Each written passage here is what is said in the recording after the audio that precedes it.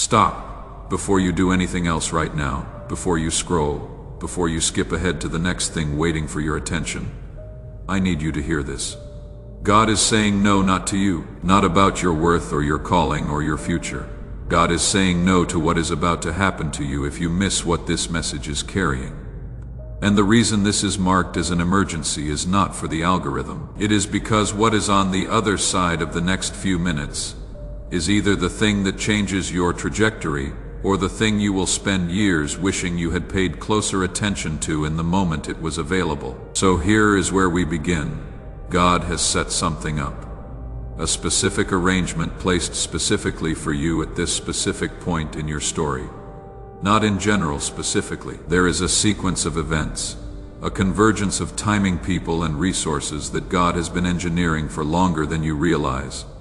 And the enemy knows about it. The enemy has been watching the sequence develop, and the enemy has installed exactly one trap directly inside the setup. One specific mechanism designed to make the person for whom the setup was arranged either dismiss the whole thing as ordinary or walk away from it as dangerous. And the tragedy is not that most chosen ones get taken out by something dramatic and obvious. The tragedy is that most chosen ones get taken out by something quiet, by a reaction pattern so familiar, they do not even register it as a decision when it happens. I want to be precise about what a divine setup actually is because the word is used loosely, and I am not using it loosely here. When God engineers a setup, the setup is not a test of your worthiness. It is not a trap that God is watching to see whether you fall into. It is not a challenge placed in your way to refine your character. Though character refinement may happen as a byproduct, a divine setup is a specific alignment of circumstances, timing, people, and resources that God has arranged to move a chosen one from one level of their assignment to the next. It is a transition mechanism. It is the kind of moment that when chosen ones look back from the other side of it, they describe as the thing that changed everything. The pivot point, the clear line between who they were before and who they became after. Divine setups are not always dramatic. Some of them look completely ordinary from the outside. Some of them are a conversation, a decision, a message that arrives in an ordinary format at an ordinary time. The extraordinary nature of the setup is not always visible in the packaging. It is visible in the consequences, in the trajectory change that follows the choice to engage fully with what God placed there versus the flatness that follows the choice to scroll past. And here is what makes divine setups so significant in the larger story. A chosen one who crosses through a divine setup does not just advance their own calling, they carry an authority into their next season that they could not have accessed without the specific passage. The enemy understands this. The enemy does not just want to delay you. The enemy wants to prevent you from acquiring what only comes from crossing through the specific thing God arranged. Which is why the trap is not placed around the setup. It is placed inside it where you will not see it as a trap because you are already inside the thing God is doing. I am going to describe 5 specific forms this trap takes inside a divine setup, and I need you to listen for the one you recognize. Not the most dramatic one, not the most extreme version, the one you have actually encountered, the one you have actually used, even when you thought you were being wise or careful or discerning, because the enemy does not craft one-size-fits-all traps. The enemy studies the specific person, the specific history, the specific wound that is most adjacent to what God is currently arranging, and the trap is built from material you already know and in other contexts have every reason to trust. This mission of carrying these precise truths about divine setups and the traps inside them to the chosen ones who need to see them clearly before the moment of decision passes takes real investment to sustain. Behind every word here is prayer, preparation, and the faithful partnership of people who received something real and chose to carry it forward. If this message is confirming something your spirit has been pressing toward, consider supporting this mission through the link in the pinned comment and in the description below. You can give as little as the cost of 1 cup of coffee. That seed goes directly into the work that found you today. The link is there when your spirit says yes. The first form is the familiarity dismissal. This is when a divine setup arrives in completely ordinary packaging. No thunder, no supernatural confirmation, No feeling of profound significance to mark the moment. It looks like something you have encountered before in a different context. An opportunity that does not feel remarkable. A door that opens quietly without the weight you expected. A God-arranged door to carry. And the trap is the thought pattern that says, if this were truly from God, I would feel something more significant than what I am feeling right now. So the chosen one passes through without fully engaging. They are present in body but absent in depth. The surface level of the encounter is engaged while the deeper invitation goes unrecognized, and the setup moves through without the chosen one ever understanding what was available inside it. The second form is the wound redirect. This is the most surgically precise of the 5. The enemy locates the specific previous wound that is most adjacent to what God is trying to do now.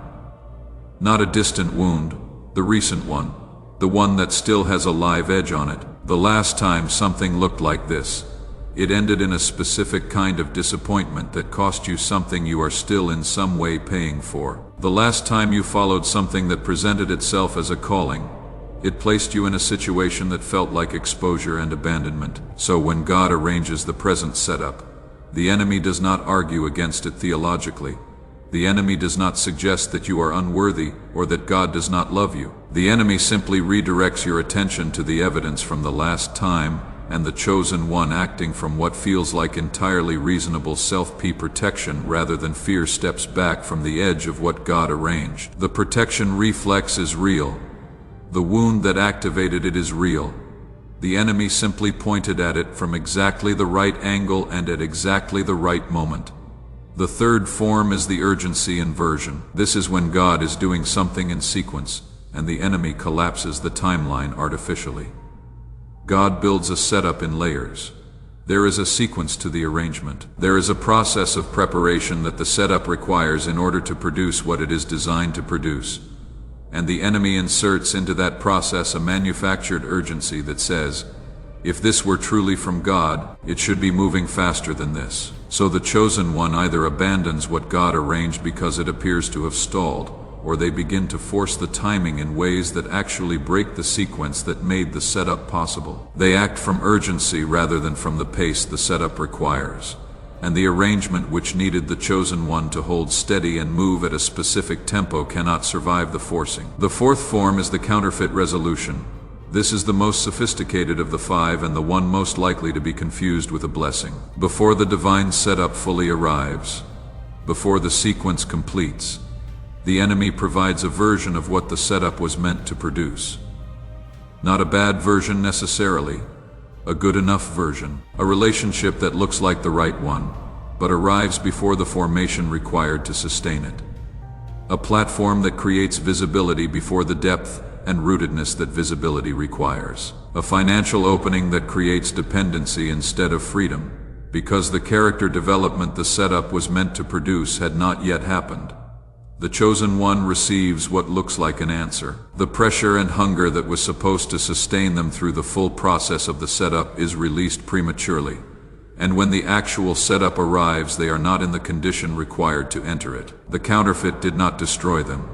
It just made the real thing unnecessary in the moment it arrived. The fifth form is the legitimacy challenge. The setup arrives, and the enemy immediately supplies a theological or logical argument against it.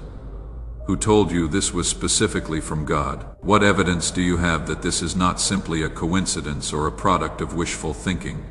Do you know how many people have believed God was doing something specific and have been wrong, sometimes catastrophically wrong?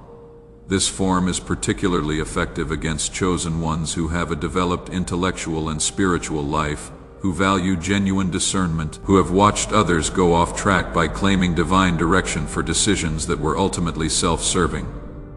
The enemy weaponizes the very discernment that was developed through faithfulness. The challenge is not irrational. It sounds like wisdom. It arrives at the precise moment designed to prevent entry into what God arranged. And the chosen one walks away feeling responsible and careful, rather than feeling like they just stepped out of a setup. Now, I want to ask you something directly. Which of these 5 did you recognize? Not the one that sounded most interesting theologically. The one your chest responded to, the one that matched a specific season you have been through, or a specific moment you are in right now. Because the reason God said no, no, no is not that the setup is too dangerous for you to enter. It is that the enemy has placed one of these 5 traps inside the setup, and without seeing it clearly, the most sincere and capable chosen ones walk into the trap from inside the very thing God arranged for their advancement. Today we are going to do something different. We are going to see it clearly before the moment of decision arrives. I want to go deeper into why the trap works. Not just the 5 forms which we named in the first part of this message. The mechanics underneath them. Because if you only know what the trap looks like from the outside, you can recognize it in hindsight. But if you understand why it works, you can recognize it in real time, while you are inside the setup before the moment of decision has passed. The trap works because of a specific dynamic that shows up in every major divine setup recorded in Scripture.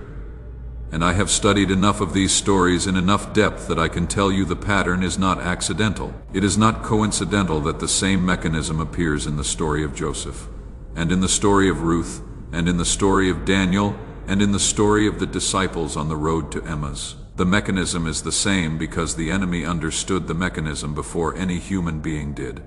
And the mechanism is this. Every divine setup requires a moment of active non-defended receptivity in order to produce what it was designed to produce. And that specific state non-defended receptivity is precisely what the trap is designed to prevent. This work of finding the chosen ones inside their divine setups, and giving them the setup literacy to recognize the trap before the moment of decision passes continues. Because of the faithful partnership of people who received something real here, and chose to seed into it. Support this mission through the link in the pinned comment and in the description below. Every contribution reaches the next chosen one before the setup they are currently in passes, without them ever understanding what was available inside it. Give what your spirit confirms. The link is right there. I want to use a specific story to illustrate this because the abstract explanation is not enough. This is the story of Elisha and the servant at Dothan. Most people who know this story focus on the army of horses and chariots of fire that God revealed to the servant when Elisha prayed for his eyes to be opened. The supernatural element is compelling, and it is the part that gets repeated. But the thing that most people pass over is what was happening before Elisha prayed. The servant was already present, already awake, already looking at the same situation Elisha was looking at. The information was available to both of them at the same time. Same eyes, same morning, same location, same visible threat surrounding the city. The difference was not information. The difference was receptivity. Elisha was in a state that allowed him to see what was actually present. The servant was in a state of fear, contracted perception, which narrowed his field to the visible threat and blocked access to the larger reality that was also present in the same space. God did not create a new reality for the servant when Elisha prayed. God opened access for the servant to a reality that was already there. The setup had been in place the entire time. The servant simply was not in the condition required to receive it. I want you to sit with that for a moment before we move on. The setup was not created when Elisha prayed. The chariots were already there. The angelic presence was already in position. The provision that the servant needed in order to not be destroyed by fear was present in the same location where the fear was operating. The prayer did not produce the resource. The prayer opened the receiver, and the moment the receiver opened, the resource that had been present and inaccessible became present and available. This is the model for what happens inside a divine setup. The arrangement is not waiting for your worthiness to activate it. It is waiting for your receptivity to receive it. This is the dynamic inside every divine setup. The arrangement is in place. The resources, the timing, the people, the provision are present in the same space where you are present. The difference between the chosen one who crosses through the setup and the one who passes through without ever understanding what was available is not the presence or absence of the arrangement. It is the presence or absence of the interior condition required to receive what the arrangement contains. And now I want to name something that most of this conversation avoids because it feels uncomfortable to say directly. The reason most chosen ones are not in that interior condition when the divine setup arrives is not a spiritual failure. It is not a lack of faith or a defect or evidence that they are not truly chosen. It is a specific neurological reality about how the brain processes information under sustained pressure and stress, and how that processing mode affects the capacity for exactly the kind of non-defended receptivity that a divine setup requires. We are going to come back to this in a few parts. For now, I want you to hold it as a question. Why, despite your sincerity and your genuine desire to receive what God has for you, does the reception often feel partial? Why does the clear knowing come and go? Why does the moment of deep certainty arrive and then fade before you have fully acted from it? There is something specific that happens in the brain of a person who has been carrying sustained pressure for a long time. Something measurable. Something that the Nobel Prize research we will discuss later in this message addresses directly. For now, the thing I want to name is this: the experience of knowing something deeply, and then losing access to that knowing within minutes or hours.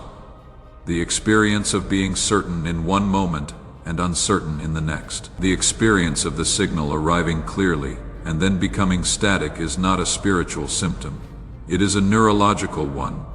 And neurological symptoms have neurological solutions. Let me tell you about a woman I will call Rachel. Not her actual name, but her story is real.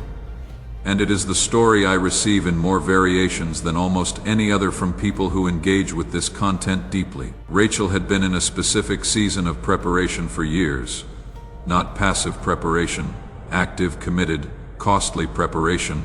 She had said yes to every invitation to grow that had arrived in that season. She had done the inner work. She had built the disciplines. She had cleared the debts and the relationships and the mental patterns that she knew were blocking her. By every metric she was aware of, she was ready. And then the divine setup arrived. It did not look the way she had imagined it. It arrived as a specific invitation to step into a space that was adjacent to her calling. But not exactly her calling as she had been holding it. It arrived with an unusual messenger. Someone she would not have expected God to use based on her existing understanding of how God had been working in her life. It arrived quietly without confirmation from the people she had been asking for confirmation. And Rachel, who was sincere and prepared and genuinely chosen, did 2 of the 5 things we named in the first part of this message.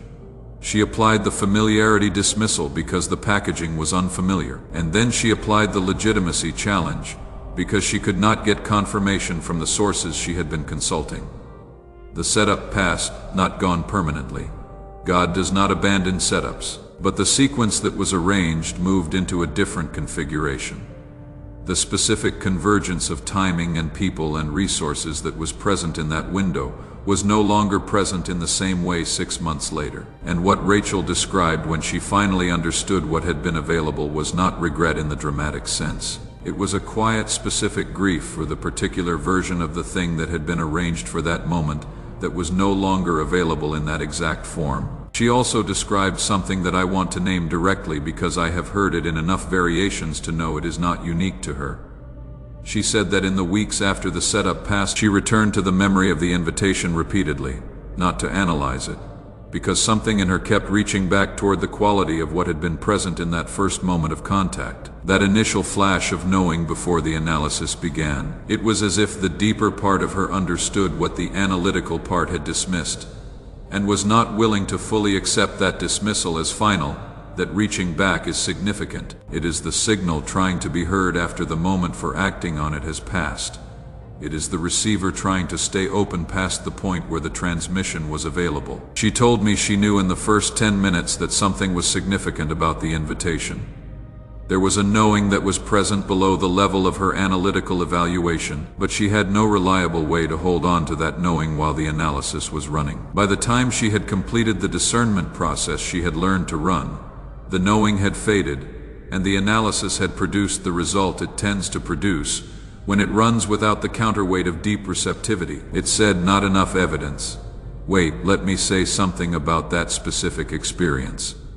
The knowing that arrives in the first moments of a divine setup and then fades during analysis is not random. It is not the unreliable intuition that wisdom traditions warn against.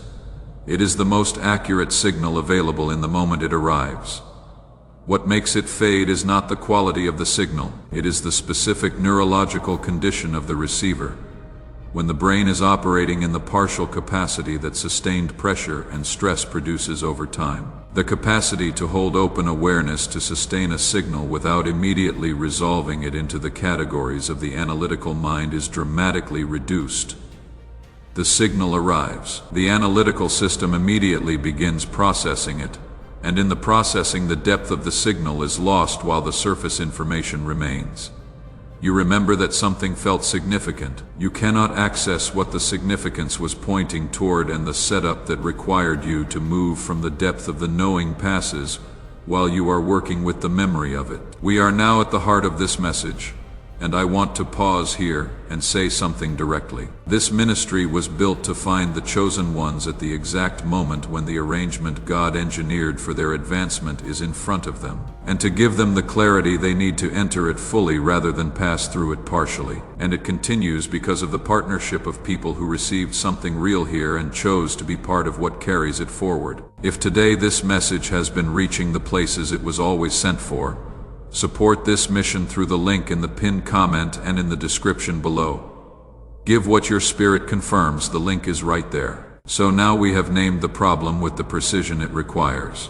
We have named the 5 forms the trap takes. We have named the dynamic of non-defended receptivity, and why it is both necessary for a divine setup to deliver what it contains, and precisely what the trap is designed to prevent. We have looked at the story of Elisha and the servant at Dothan. We have followed Rachel through the setup that passed, and the specific grief of understanding in retrospect what was available. And now I want to give you something that changes the experience from this moment forward, not eventually starting in the next few minutes of this message. There are 3 specific practices that build what I am going to call setup literacy. The ability to recognize a divine setup while you are inside it rather than only in hindsight. These are not abstract spiritual principles. They are practical, specific, repeatable actions that address each of the 3 primary failure modes we have identified. I am going to describe each one carefully, and then we are going to do one of them together in this message before we close. The first practice is the stillness interrupt. This addresses the familiarity dismissal and the legitimacy challenge. The 1st and 5th forms of the trap, when something arrives that may be a setup before you evaluate it, before you run the discernment process, before you consult anyone, before you do anything with the content of the invitation, you take 30 seconds of complete stillness, not to listen for a voice, not to feel a feeling, simply to stop the analytical processing that begins automatically the moment something enters your awareness. Here is why this matters at the neurological level. The analytical mind processes at a specific speed and tends to reach resolution quickly. The deeper receptive capacity of the right hemisphere processes more slowly and requires the analytical system to pause in order to contribute its reading of the situation. 30 seconds of stillness after an invitation arrives is not a spiritual technique. It is giving the full brain a moment to register what is present before the faster analytical system files it under familiar categories and moves on. Most chosen ones have never tried this because it feels too simple. The setups that have passed by them while they were in the middle of their discernment process were not resolved by a more sophisticated process. They were resolved by 30 seconds they did not give themselves. There is a specific quality that the deeper receptive process carries that the analytical system does not produce, and that quality is available in the stillness that follows the arrival of an invitation before the analysis takes over. It feels like a particular kind of spaciousness, like the question is held open rather than immediately pressed toward resolution. Some people describe it as a warmth. Some describe it as a weight in the chest that is not uncomfortable. Some describe it simply as knowing without knowing why they know. Whatever the description, it is the reading that the full brain produces when both hemispheres are given a moment to register what arrived together before the left hemisphere begins the processing sequence that tends to narrow the field down to what is already known and categorized. The second practice is the signal journal. This addresses the wound redirect and the counterfeit resolution. The 2nd and 4th forms of the trap, the signal journal is a simple practice. Anytime you have an experience of the knowing I described in the previous part of this message, the flash of recognition that arrives before the analysis starts, you write it down. Not the analysis, not your evaluation of whether the signal is trustworthy. The raw signal, what it felt like, where in your body it was present, what it was pointing toward at its most basic level before the thinking started. The reason this practice changes the dynamic is that it creates an archive that the analytical mind cannot revise. The wound redirect works partly because the analytical mind reframes the signal after the fact. Before the final practices of this message, one more invitation. You have stayed through every form of the trap named, through the Elisha and servant at Dothan story, through Rachel's that passed, through the neurological truth about why receptivity fails under sustained pressure. This ministry will keep delivering this kind of precise divine intelligence to the chosen ones who are inside their setups and need to see clearly before the window closes. And it continues because of the partnership of people who receive something real here and chose to carry it forward. Support this mission through the link in the pinned comment and in the description below. The link is right there. The text discusses the importance of developing trust in one's own intuitive signals through practices like maintaining a signal journal which tracks initial responses before analytical interference occurs. This journal serves as an evidence base that helps individuals recognize patterns over time, restoring confidence in their inner knowing that has often been undermined by past analytical evaluations. Additionally, the concept of the setup assumption encourages individuals to adopt a posture of receptivity, focusing on what God is currently arranging in their lives. This shifts the perspective from defensively evaluating the relevance of experiences to actively seeking understanding of the broader context and requirements of the sequence of events unfolding. The text emphasizes the necessity of remaining open to subtle signals, teaching that this receptivity is a learnable skill supported by neurological foundations. Maintaining a community where individuals share their signals can further enhance this practice, diminishing feelings of isolation. Finally, it highlights the need for addressing underlying neurological issues caused by sustained pressure to fully engage with these practices. Referencing Dr. Roger Sperry's discovery about the synchronized operation of brain hemispheres for optimal cognitive processing. When synchronization in the brain is disrupted due to ongoing pressure and stress, the left hemisphere dominates, while the right hemisphere quiets, diminishing whole brain awareness without affecting intellectual capacity or commitment. The analytical system remains functional, but receptive capacity suffers, impacting the ability for deep understanding and insight. Most children exhibit whole brain synchronization naturally, but by adulthood only a fraction maintain this level. This decline is attributed not to choice but to modern life's pressures. The resulting gap causes individuals, especially those with significant callings, to operate below their full neurological potential. Experiences shared by individuals reveal that they feel blocked despite various practices. A team of neuroscientists led by Dr. Daniel Barron developed an 8-minute auditory sequence called the Genius Switch, designed to restore hemisphere synchronization. Unlike other sound-based tools, it directly addresses the root issue of disconnection. This method targets those who have sought deeper connection and understanding, eliminating the fog caused by reduced brain function. Dr. Barron's work is distinct. Other similar products lack the necessary neural technology. Detailed information about the Genius Switch and access options is transparently available through the link provided. Clinical-grade home neurofeedback hardware typically costs between $5,000 and $7,000. Excluding software, Dr. Barron and his team aim to create an affordable solution, resulting in a product valued by neuroscience colleagues at $500.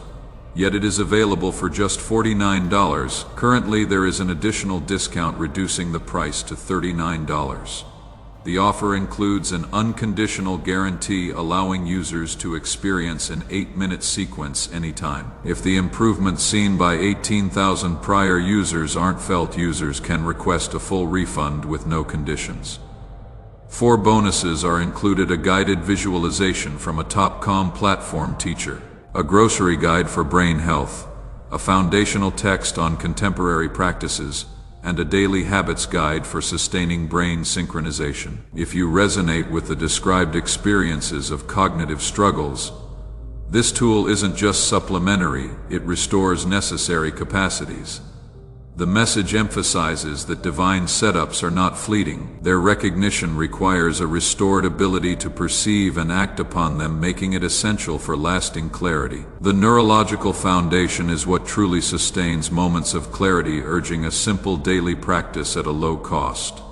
The message emphasizes fixing mechanisms to enhance effectiveness in recognizing divine signals. It reassures that ongoing preparation is purposeful, leading to significant outcomes rather than a stagnant holding pattern. Goddess arrangements are genuine, and this message aims to provide the understanding needed to transition from contemplation to action. A moment of stillness is encouraged to process these insights, affirming the presence of a consistent signal that has been interrupted by previous barriers. The encouragement is to overcome various traps that hinder progress, reaffirming that God's setup is alive and not reliant on perfect certainty for engagement. Listeners are urged to recognize their worthiness and the reality of their situation, as the tools for transition have been given. The final challenge of legitimacy is addressed, emphasizing that the message applies to everyone, dispelling doubts of being unworthy. Participants are encouraged to witness and articulate their experiences, fostering community specificity that diminishes the trap's grip. The conversation will continue, emphasizing growth and the transformation of the almost cycle through collective engagement and spiritual insight. Now, 4 things before this message closes. The first is your declaration. Go to the comments right now and type the number of the trap form you recognized from the 5 that were named, or simply type "I see it" as the moment your own voice acknowledges which specific mechanism has been operating in. Your story as the act of setup literacy that begins with naming what was previously unnamed. Type it now. The conversation continues in the comments. The second is the like button. Press it now, not as a casual gesture. Press it as the act of a spirit that receives something real and precise here and wants this message to reach the next chosen one who is currently inside their divine setup without the tools to recognize what is available inside it. When you press like, you carry this word further. 1 click. Do it now. The third is the subscribe button. Hit it now and turn on the notification bell. This message named the problem, named the mechanism, and named the 3 practices. The next message in this sequence carries the next layer of what setup literacy requires. Stay connected to the channel that was built to find you at the exact moments this kind of precision is needed. Subscribe. Now the 4th is to share this message today. There is a chosen one in your world who is also inside a divine setup right now, applying one of the 5 trap forms without knowing it is a trap, who also has the arrangement in front of them and cannot see because of the specific contraction that sustained pressure produces. Send this to them, post it. Be the means by which setup literacy reaches the next chosen one before their window closes. The setup is not gone. The arrangement is still in place. And now you have the tools to enter it, and so it is.